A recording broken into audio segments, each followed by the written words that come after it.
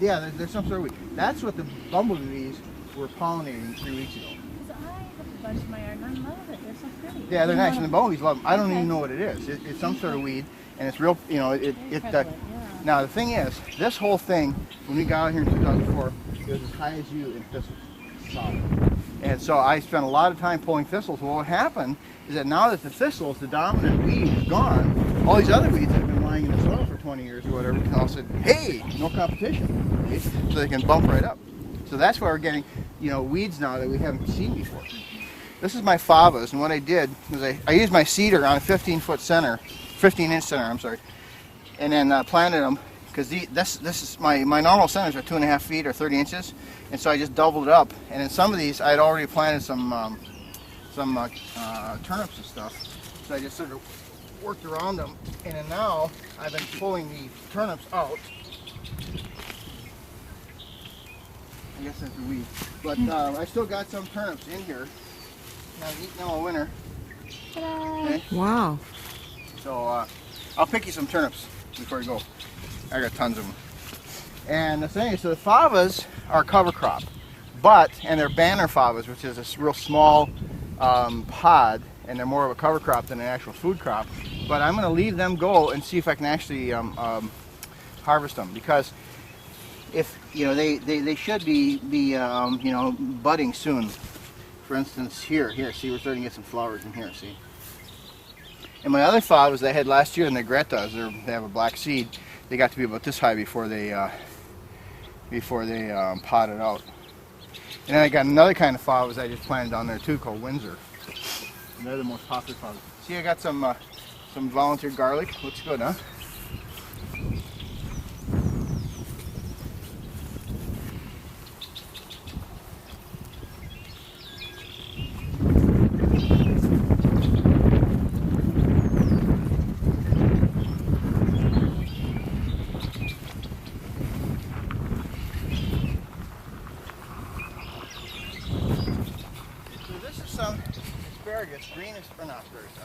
Green artichokes, and then down there on the other end some leeks. And this is cardoon. Cardoon is the old Roman vegetable that's the ancestor of artichokes. And what you do is you eat the stalk like celery kind of. Mm-hmm. And you take, I'll show you what you do. Can you eat it? So you eat it raw? No, it's real bitter. Oh, okay. You cook it. But here's what you do. You cut a clump of it, for instance, and then you just sort of skin that down a little bit.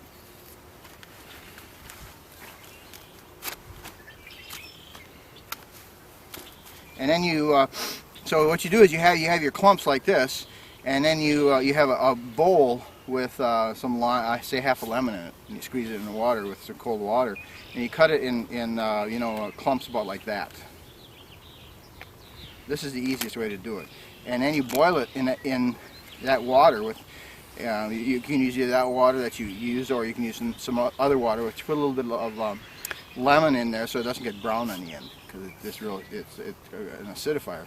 So anyways, you boil that for 20 minutes or so till they're soft, and then you can, some people say in the recipe, say you take these strings off. I don't bother. And but then you boil it until they're soft, and then you saute some onions and butter, and then so you got your two things. You layer them up. So you layer a cardoon and a layer of sauteed onions, and a layer of cardoon, sauteed onions. Then you top the whole thing with Parmesan cheese. And you bake it at 350 for about half an hour or 45 minutes until the cheese is toasty on top. It's really good. Wow. So that's what you do with cardoon. And you know, you can eat them anytime. You know, I haven't made any for quite a while. I gave Bridget some the other day, and she hasn't got back to me to tell me how it was. But you're supposed to. What the Italians do is they tie them up, and then you see in the fields, you see these black plastic bags around them.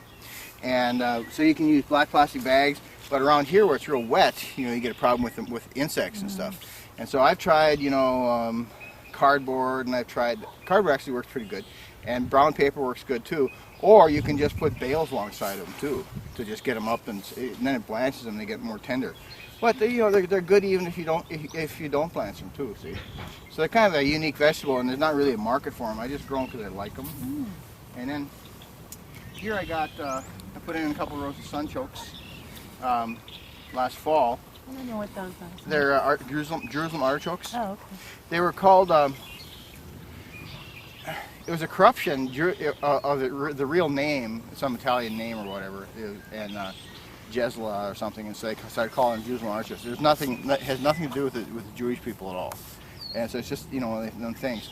And so I got them from Opie, my neighbor over here, and so I put them down last fall, and I tilled in between here to sort of stimulate them. And I dug around and I checked a couple, and they are rooted, but they haven't come up yet. And then here I started with some potatoes. This is sorrel. Now if you walk down here, I want to show you something.